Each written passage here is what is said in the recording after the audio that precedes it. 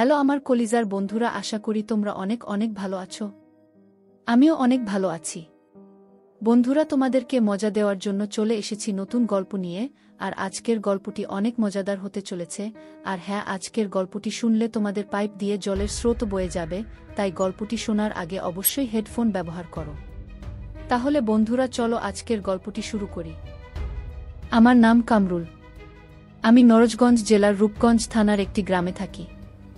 আমার পরিবার আমার মা আর আমি। পরিবারে আমরা দুজন ছাড়া আর কেউ নেই। আমার বাবা 4 বছর আগে করোনায় মারা গেছেন।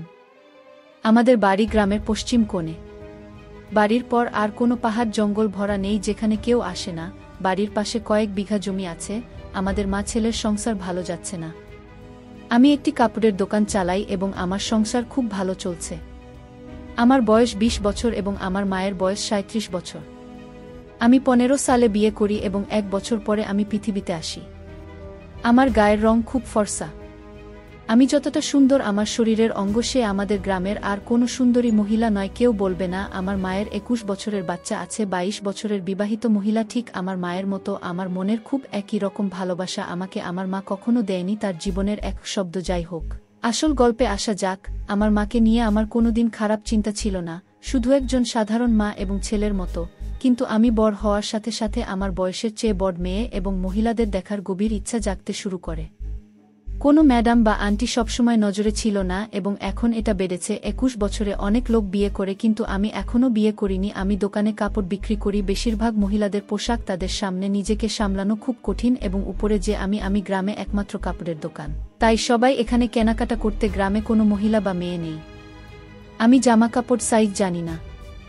যদি আমি ভাগ্যবান, প্রায় পরিমাপ গ্রহণ। জীবন যে ঘুরে দাঁড়াবে তা কল্পনাও করিনি।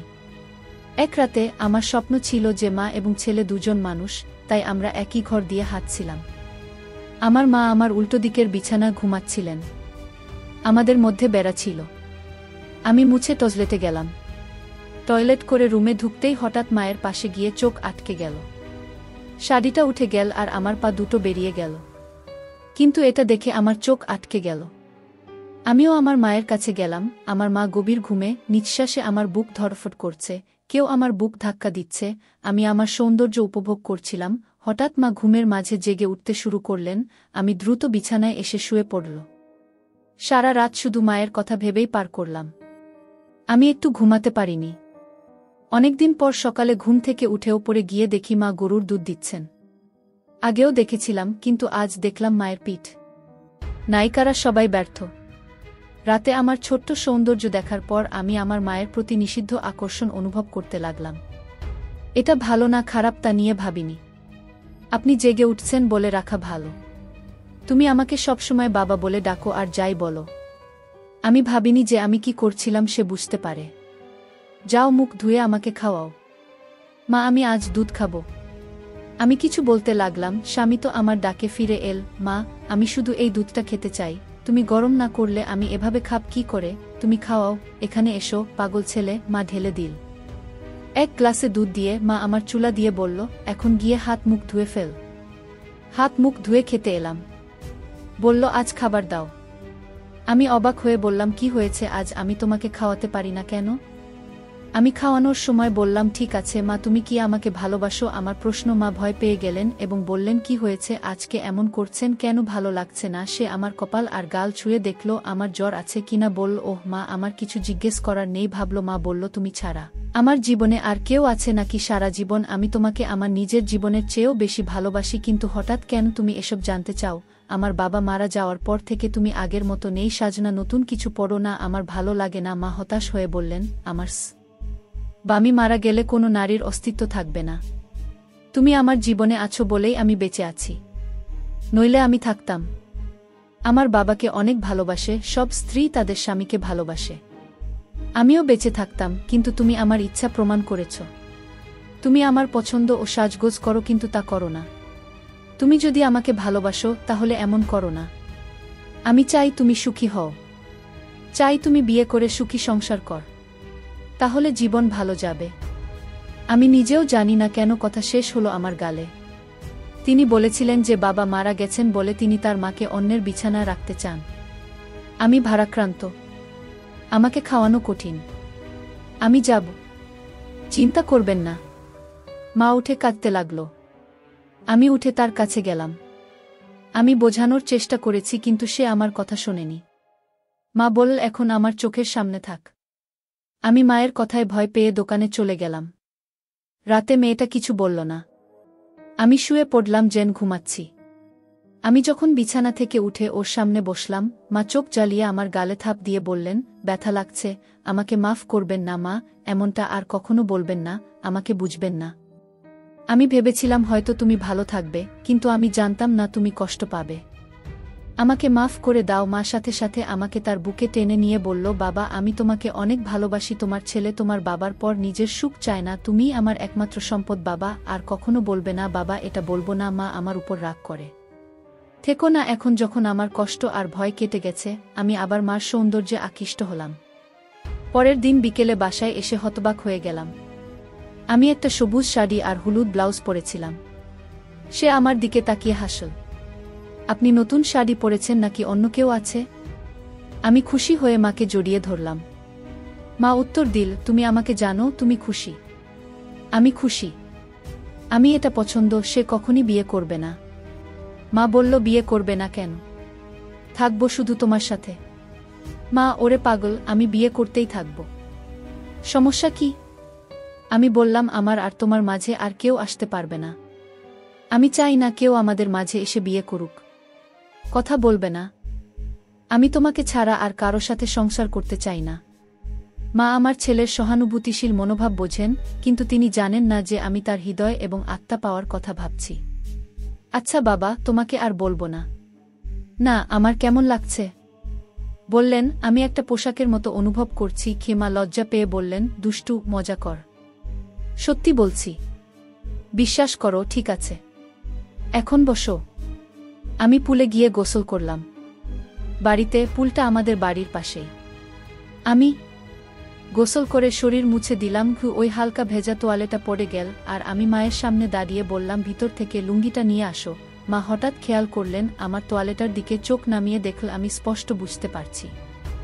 আমি উঠে আমার কাছে গেলাম। মা দেখল সে বিছানায় নেই, হয়তো বাইরে কোনো সমস্যা আছে। হঠাৎ বাথরুম থেকে একটা শব্দ এলো। মা পুকুরে গোসল করছিলেন, কিন্তু মাঝে মাঝে বাথরুম হয়, তাই শব্দ খুঁজতে সেখানে গেলাম। যতই এগিয়ে যাচ্ছি ততই শব্দ বাড়ছে। হঠাৎ অদ্ভুত শব্দ হলো। পর্দা করায় আমি সব দেখতে পাচ্ছি, কিন্তু মা জানে না। টিউবওয়েলের চোখের অংশে বসে অদ্ভুত সব কাজ করছে মা। শাড়ি পরছে বলে দেখা যাচ্ছে না, কিন্তু বোঝা যাচ্ছে কাজ সেরে মা টিউবওয়েল থেকে নেমে ঘরে চুপচাপ শুয়ে আছি। আমি একটু চোখ খুললাম এবং ঘুমের ভান করে দরজার দিকে চোখ রাখলাম এবং আমার লুঙ্গিটা এমনভাবে তুলে রাখলাম যেন আমি দেখতে পাচ্ছি না, কিন্তু কৌতূহল বাড়তে থাকে। সে আমার রুমে ঢুকে দরজা বন্ধ করে আমার বিছানায় এসে দাঁড়ায়। তার চোখে জানালার ফাঁক দিয়ে আসা চাঁদের আলো আমাকে ঘুমের মধ্যে গ্রাস করছে। এক পর্যায়ে আমি ঘুম ভাঙার ভান করলাম, তারপর মা তড়িঘড়ি করে বিছানায় গেল। আমার মন খুশিতে নেচে উঠল। আমার প্রতি মায়ের আকর্ষণ দেখে কখন মায়ের কথা ভাবতে ভাবতে ঘুমিয়ে পড়লাম। আমি ঘুম থেকে উঠে দেখি মা এখনো ঘুমাচ্ছেন, কিন্তু অবাক হয়ে গেলাম। মাকে চাদরটা মাঝখানে রাখতে দেখে আমার চোখ বন্ধ হয়ে গেল। আমাকে দেখে ওর জামাকাপড় ঠিক নেই। সে স্বাভাবিক গতিতে জামাকাপড় ঠিক করে বিছানা থেকে উঠে গেল। মা এত দেরি করে ঘুম থেকে উঠলে ক্লান্ত হয় নাকি পরিশ্রম করে, তাই ক্লান্ত এখন আমার ভালো লাগছে। মনে মনে বলল, কি জানি, কঠিন কাজ। যদি কেউ নেই, চাদর গরম হলে কি হবে, আর চাদর এভাবে থাকলে আলো বাতাস চলাচল করে না। আমার যুক্তি শুনে হাসলাম। বাবা, তোমার খিদে পেয়েছে, আগে হাত মুখ ধুয়ে আসো না কেন? গোসল করে তারপর খাবে কে? আমি গোসল না করে মায়ের কাছে ভিজে কাক হয়ে এসেছি। আগের দিন একটু ভেজা তোয়ালে ছিল, তাই খুব একটা বুঝতে পারিনি। সে গিলে খাচ্ছিল এবং আমার দিকে এমনভাবে তাকাল যেন তার শরীরে পানি ঢুকে গেছে। সে দেখে আমার খুব ভালো লাগছে এবং আমার ভিতর থেকে একটা গামছা লুঙ্গি নিয়ে এলেন। যতক্ষণ না আমি লুঙ্গি মোছা শেষ করি, সে লুকিয়ে চলে গেল। হঠাৎ মা বললেন, বসো, আমি আজ গোসল করব। আজ গরম, আমি এসে তোমাকে খাওয়াবো। ভেবেছিলাম তোমাকে আমার ভালোবাসা দেখাতে খাওয়াবো, কিন্তু বুঝলাম না যে অন্য কিছু অপেক্ষা করছে। আমি পুকুরে স্নান করতে যাইনি, কিন্তু করেছিলাম। 2 মিনিটের মধ্যে আমি ভিজে শরীর নিয়ে ফিরে এলাম, কিন্তু আজ জানলাম যে আমরা ভিজে শরীরে এসেছি। হঠাৎ মা এগিয়ে এসে বলল, ব্লাউজের হুকটা খুলে দাও। কাজ না, এখন আমিও সুযোগ পেয়ে বললাম ছেলের কাপড়ের দোকান, আর তুমি কি পুরানো জিনিস কিনছন তো নিয়ে নিন, তারপর হয় দোকানে যান এবং পছন্দ হলে নিয়ে আসুন। এটা ছেলের দোকান। ছেলেটা আনতে পারছে না কেন? বাজারে পৌঁছানো কঠিন হবে। মা বলে পাঠাবো, ফেরিওয়ালা খালার কাছে পাঠাবো। মা বললেন আমি বাইরের মানুষের সামনে এটা বেছে নিতে পারি না। আমি এই মাপ জানি না। তাছাড়া আমার কাছে এসো, কোনো সমস্যা হবে না। আম্মু বল দোকানদার ওদের কাপড় দেখাবে। আপনি কি সম্পর্কে কথা বলছেন? আপনি দোকানে একই করবেন? মা ভুল, আমি তোমার পছন্দ মতো সব সাইজ আনব। বুঝলাম কেন আমার সব সাইজ আনবে, শুধু রং আমি সাইজ 3-4 বেছে নেব। আমি আমার মায়ের দিকে তাকিয়ে আছি, সে আমার উপর এত রাগ করেছে, সে তার লজ্জা ভুলে গেছে এবং লজ্জা, সে আমাকে সব বলছে। মাকে মাঠে কাজ করতে দেখতে গিয়েছিলাম, আমিও সেখানে গিয়েছিলাম, কিন্তু আমার শরীর ধুলো, বালি আর চোখের জলে ঢাকা ছিল। আমার আজ অদ্ভুত লাগছে। শাড়িটা পুরো দাগ হয়ে গেছে, কি করব বল, সেট বলে করা যাবে না। তাই আমার কথা শুনে অবাক হয়ে হঠাৎ আমার দিকে তাকালেন, মা হেসে ফেললেন, আমিও হাসলাম। তুমি আমার জিনিসগুলো নিয়ে আসছো মা, পরে দেখো সাইজ না হলে আবার নিয়ে আসব। মা বলল সাইজ হবে, আমি আপনার উপর বিশ্বাস আছে। মেয়েটা হেসে রুম থেকে বেরিয়ে গেল। কিছুক্ষণ পর আমি বাইরে দাঁড়ালাম। মা আমাকে ভেতরে যেতে ডাকলেন। আমি ভেবেছিলাম এটা মজার কিছু হবে, কিন্তু মা হতাশ, শাড়ি আর গামছা। মা বলল তুমি একটু বস, আমি গোসল করব। তাই আমরা কিছু না ভেবে পুকুরে চলে গেলাম, আর কিছুক্ষণ পর চলে গেলাম পুকুরের পাশের ঝোপের কাছে, আর চোখ কপালে উঠে গেল, আহা কত সুন্দর লাগছে। হঠাৎ করে যখন একটা পিঁপড়া আমাদের মুখ কামড়ে ধরল, তখন একটা হুস শব্দ বেরোলো, আর গাছটা একটু দুলল, সেটা বোঝানো যাবে না। মা একটু চমকে উঠে আমার দিকে তাকাল। আমি একটা হাসি দেখলাম, মনে ঢুকল না। মা আমাকে দেখে হঠাৎ আমার পায়ের দিকে তাকালো, মায়ের পাশ থেকে আমার সারা শরীর দেখা যাচ্ছে। আমি ধরতে খুব লজ্জা পেলাম, কিন্তু মা আমাকে ধরতে দিল না।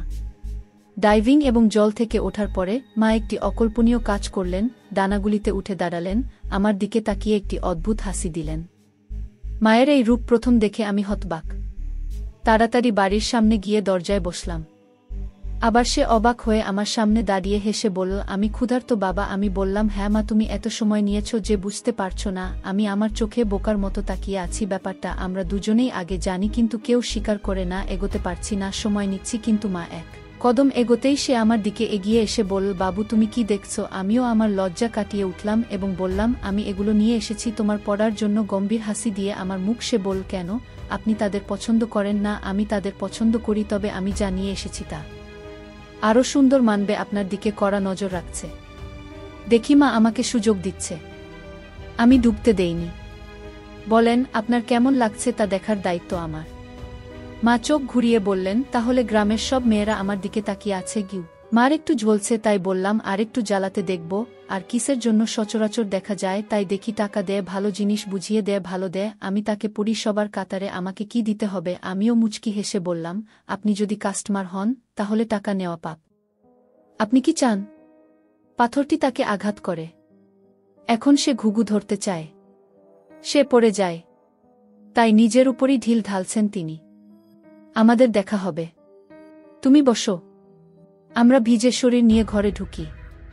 2 মিনিট পরে আমি হঠাৎ তাকে ভয় পেয়েছিলাম। এত তাড়াতাড়ি কাপড় ধোয়া হয় না বলে এত তাড়াতাড়ি হবে ভাবিনি। তারপর ডাকলেন, আমি ভিতরে আসব কেন? হ্যাঁ আসুন। তাদের একজন আমাকে দেখে খুব ভালো লাগলো এবং বলল যে সে নিজেই আমাকে দেখাচ্ছে। আমি মায়ের কাছে গিয়ে তার সামনে দাঁড়াতেই তিনি গলা দিয়ে এসে বললেন, কি হয়েছে? দোকানদার ঠিকই এনেছে, দেখবে এত ভালো সাইজ কিভাবে আনতে হয়। আমিও আমার সামনে কাস্টমারদের সাথে কথা বলি। আমি তাদের মতো। বলেন, এত বছর ধরে ব্যবসা করছি, আমি জানি না অন্যদের পরিমাপ করতে হবে। আমি ভাবিনি যে আপনার সাথে বা অন্য কারো সাথে যাওয়া উচিত। আপনি সবসময় আমার সামনে আছেন, আমি সব কিছু দেখেছি। কিন্তু আমার মুখে একটা দুষ্টু হাসি ফুটেছে। এটা ঠিক আছে, কিন্তু একটা কথা আমার বলার আছে। বলুন। আমার উত্তেজনা দেখে আমরা হেসে উঠলাম, মুখে হাত রাখলাম।